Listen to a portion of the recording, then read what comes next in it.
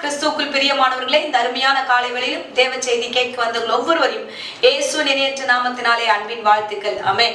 ஓய்வு நாளிலும் தேவனுடைய வார்த்தைக்காக காத்திருக்கிறவர்களை கர்த்தர் நிச்சயமாக ஆசீர்வதிப்பார். பாருங்க, தாவீது இவ்விதமாய் விசுவாசத்தோடு சொல்லுவார், கர்த்தர் எனக்காக யாவையும் செய்வார் என்று ஒரு விசுவாச வார்த்தையின் அறிக்கையை அவர் சொல்லுவார். இந்த நாட்களிலும் இந்த பிரசங்கத்தின் மூலமா கர்த்தர் உங்களை ஆசீர்வதிப்பதை நீங்கள் உணர்ந்து கொள்வீர்கள்.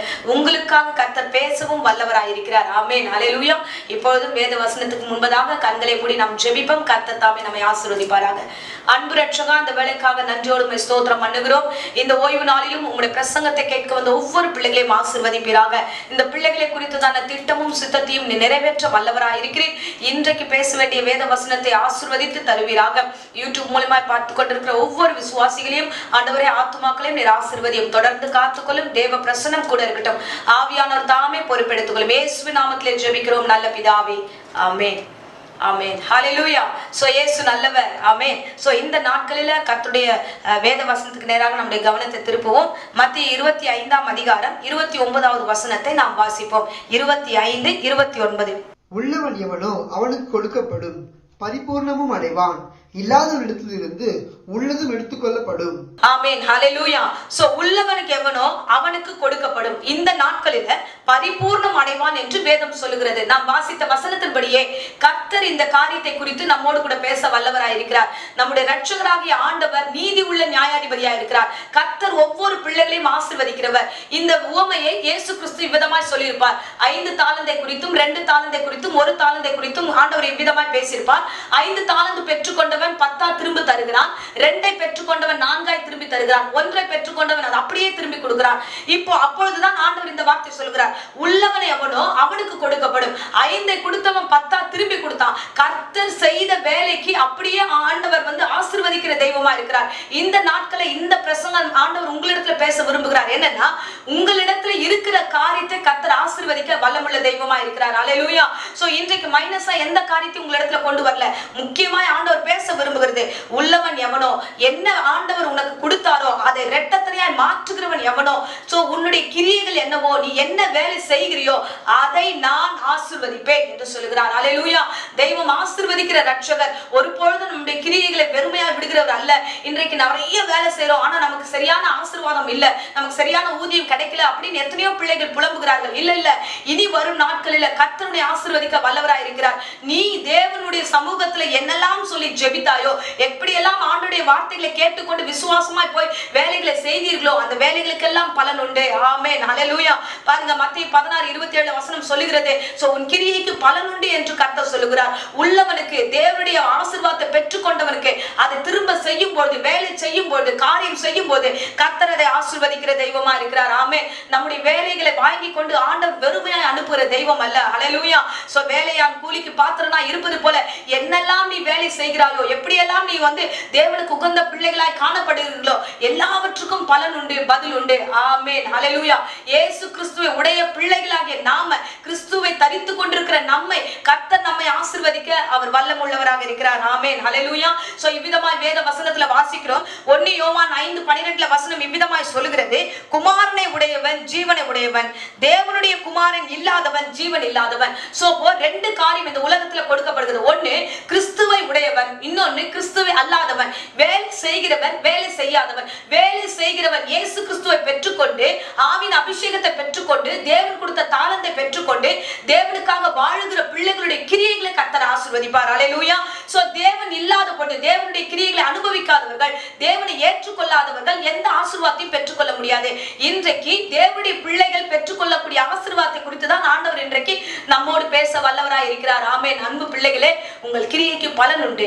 உங்களுடைய வேலைக்கு ஆண்டவர் ஆசீர்வாதத்தை வைத்திருக்கிறார். நீங்கள் எதையெல்லாம் செய்தீர்களோ எல்லாவற்றிலும் கர்த்தர் உங்களை ஆசீர்வதிக்க வல்லமுள்ள ராஜனா இருக்கிறார். ஆமென். விதமாக ஆதியாகமத்திலே யோசேப்பை குறித்து வாசிக்கிறோம். அடிமையாக கொல்லப்பட்டவன், எகிப்து தேசத்திலிருந்து அடிமையாக வந்தவன். அவன் என்ன பண்ணுகிறான் என்றால், இருக்கிற இடத்துல அடிமைதான். அவன் நினைச்சா எப்படி வேணா வாழலாம். நம்ம ஏன் அடிமையா தான் இருக்கிறோம், சொல்ற வேலையை செஞ்சுட்டு போயிடலாம் அப்படின்னு அவன் இருந்திருக்கலாம். ஆனா அடிமையாய் வந்தவன், தேவ அபிஷேகம் பெற்றவன் அடிமையாய் வருகிறான். அடிமையாய் வந்த இடத்துல அவன் உண்மை உள்ளவனாக அவன் நடந்து கொள்ளுகிறான். அவன் உண்மையோடு முத்தமத்தோடும் இருக்கும் போது அவன் கிரியைகளை ஜனங்கள் காண்கிறார்கள். இந்த வேளையில அந்த போத்திபார் வீட்டுக்கு அவன் அடிமையாய் வரும்போது அந்த போத்திபாரே இவனுடைய காரியத்தை காண்கிறார்.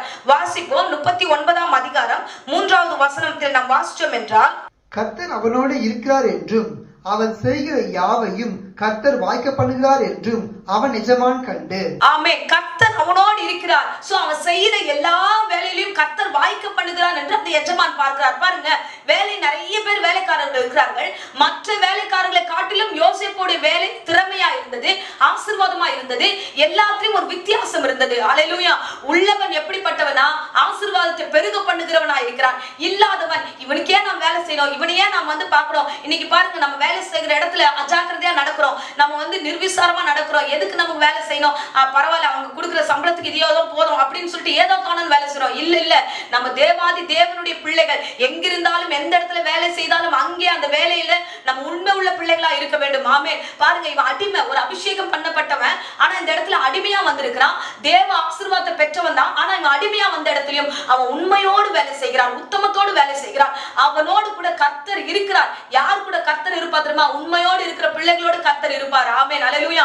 இதை அந்த வித்தியாசமா இருக்கிற அந்த வித்தியாசத்தை போத்திபார் பார்க்கறான். என்ன ஒரு வித்தியாசம்? எல்லாரும் வேலை செய்றாங்க, ஆனா இவங்கிட்ட ஒரு அபிஷேகம் இருக்கு, இவங்கிட்ட ஒரு ஆசீர்வாதம் இருக்குது என்று அவன் கண்டு, வசனம் சொல்கிறது, அந்த 4ஆம் வசனத்துல பார்த்தோம் என்றால், யோசேப்பு கிட்ட எல்லா பொறுப்பையும் ஒப்பு கொடுக்கிறான். வாசிப்போம். யோசேப்பினிடத்தில் தயவு வைத்து அவனை தனக்கு ஊழியக்காரனும் தன் வீட்டுக்கு விசாரணைக்காரனுமாக்கி தனக்கு உண்டான யாவற்றையும் அவன் கையில் ஒப்புவித்தான். ஆமென். ஹல்லேலூயா. பாத்தீங்கன்னா, அந்த விசாரணைக்காரனா இருக்கிற அவனை என்ன பண்ணுகிறானா, தனக்கு உண்டான யாவற்றையும், தனக்குனா பர்சனலா இருக்கிற எல்லா விஷயத்திலையும் யோசேப்பை பயன்படுத்தினான். ஹல்லேலூயா.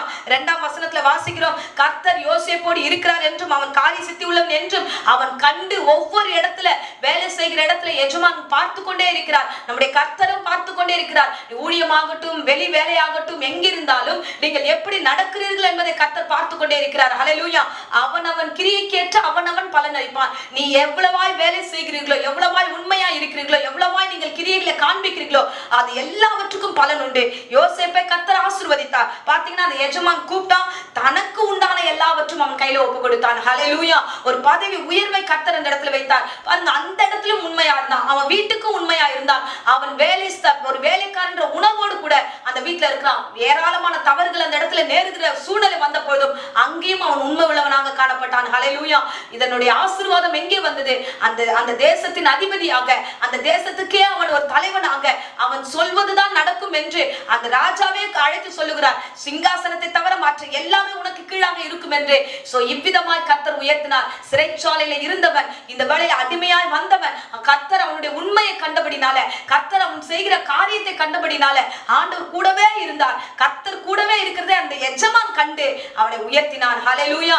கர்த்தருடைய திட்டம் இப்படிதான். நீங்க உண்மையா இருக்க இருக்க நீங்க இருக்கிற இடத்துல இருந்து உங்களை உயர்த்த வல்லவராய் இருக்கிறார். உங்களை ஆண்டவர் உயர்த்த அவர் சிறந்த தெய்வமாய் இருக்கிறார். ஹல்லேலூயா. உழைப்பு ஒரு நாளும் வீண் போகாது. நீங்கள் உழைத்த உழைப்பு ஒரு நாளும் வீண் போகாது. அன்பு பிள்ளைகளே, கர்த்தர் உங்களோடு கூட பேசுகிறார். ஆண்டவர் உங்களோடு கூட பேசுகிறார். ஆண்டவரே, நான் வேலை செய்யற இடத்துல எனக்கு எந்த ஆசீர்வாதமும் சரியா இல்லையே, நன்மையான காரியத்தை என் இடத்துல வரலையே, நான் எது செஞ்சாலும் குறை சொல்றாங்களே, கண்ணீரோடு இருக்கிறீங்களா? நீங்க உண்மையா இருங்க.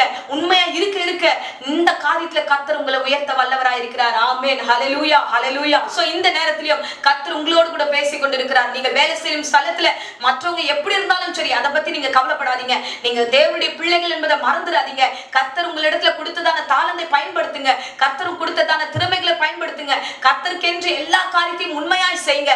எல்லா இடத்திலும் கர்த்தர் உங்களை உயர்த்த வல்லவராய் இருக்கிறார். ஆமென். இவ்விதமாய் வெளிப்படுத்தல் 22 வசனம் சொல்லுது, 11ஆவது வசனத்துல, அநியாயம் செய்கிறவன் இன்னும் அநியாயம் செய்யட்டும். எல்லாம் தப்பு பண்றாங்கன்னா, எங்கெல்லாம் தப்பு நடக்குதோ எல்லாம் தப்பு பண்ணட்டும். அவங்க தப்பு பண்றாங்களேன்னு நாம அந்த வேலையில இருந்து தப்பு பண்ணக்கூடாது. ஹல்லேலூயா.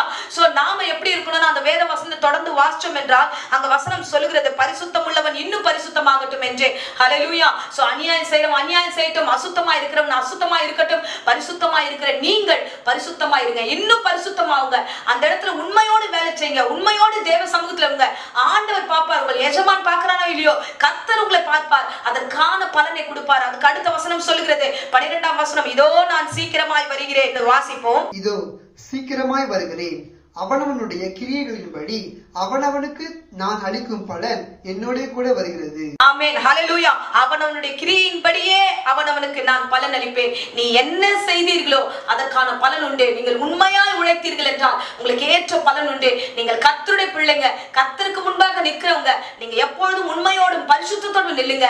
தேவன் தாமே உங்களை ஆசீர்வதிக்க வல்லமுள்ள தெய்வமாய் இருக்கிறார். ஹல்லேலூயா. ஆண்டவருடைய திட்டத்தை புரிந்து கொள்ளுங்க.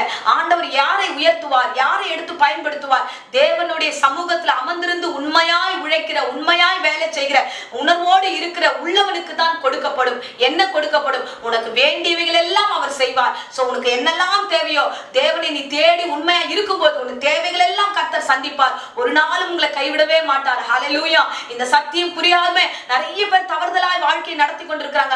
அவங்க தப்பு பண்றாங்க, அதனால நான் தப்பு பண்றேன். அவங்க அநியாயமா இருக்காங்க, நான் அநியாயமா ஏன் நான் நடக்கூடாது அப்படின்னு கேள்வி கேட்கிறோம். பாருங்க, அவங்க கொடுக்கிற காசுக்கு இந்த வேலை போதுன்றோம். இல்ல இல்ல, காசு கொடுத்தாலும் கொடுக்கலனாலும், ஆசீர்வாதம் வந்தாலும் வரலனாலும், இயேசு கிறிஸ்துவை ஏற்றுக்கொண்டு தேவனுடைய குமாரன் என்று இந்த வேளையில தேவனுடைய பிள்ளை என்று பெயர் பெற்ற நீங்க எக்காரணத்துக்கும் தவறு செய்யாதீங்க.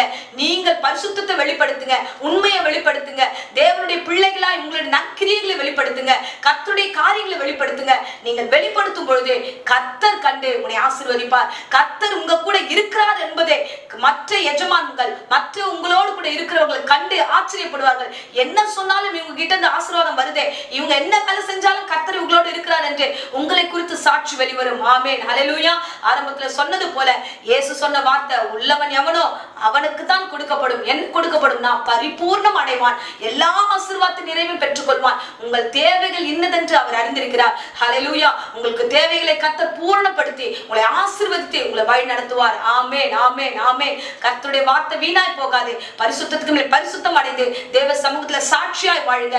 உங்கள் எல்லா சாட்சியின் காரியங்களுக்கும் எல்லா கிரியைக்கும் பலன் உண்டு, பலன் உண்டு என்பதை மறந்துடாதீங்க. விசுவாசத்துல உறுதியா இருங்க.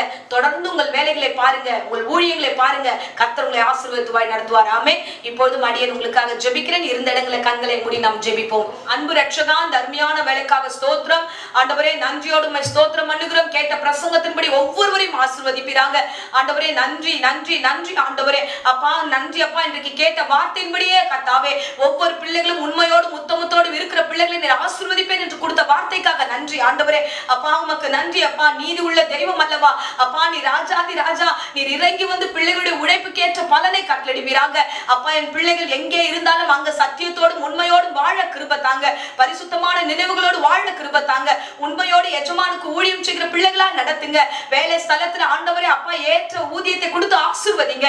பிள்ளைகளை ஆண்டவரே ஆசீர்வதிக்கும்படியா ஒப்பு கொடுக்கிறேன். அவனவன் ஏற்ற கிரியைகளை நான் பலன் கொடுப்பேன் என்று சொல்லி வாக்குத்தத்தத்தை நிறைவேற்றும் ஆசீர்வதியும். இந்த வேளையில தேவையில்லாத சிந்தனைகளை வேலை ஸ்தலத்துல கொடுக்கிற பிசாசை இயேசுவின் நாமத்திலே சபித்து கட்டுகிறேன். வரும் நாட்களில் உண்மையோடு ஓட கிருபை தந்து ஆசீர்வதியும். யோசேப்போடு கூட இருந்து நீர் எப்படி காரியங்கள் எல்லாம் வாய்க்க பண்ணினோ அப்படியே ஆண்டவரே அடியனோடும் என் பிள்ளைகளோடு கூட இந்த சத்தியத்தை கேட்ட ஒவ்வொருவரும் கூட இருந்து ஆசீர்வதியும். தேவ பிரசனம் கூட இருக்கட்டும், தொடர்ந்து வழிநடத்தும். இயேசுவின் நேற்று நாமத்திலே ஜெபித்து ஆசீர்வதிக்கிறேன் ஜீவனுள்ள நல்ல பிதாவே.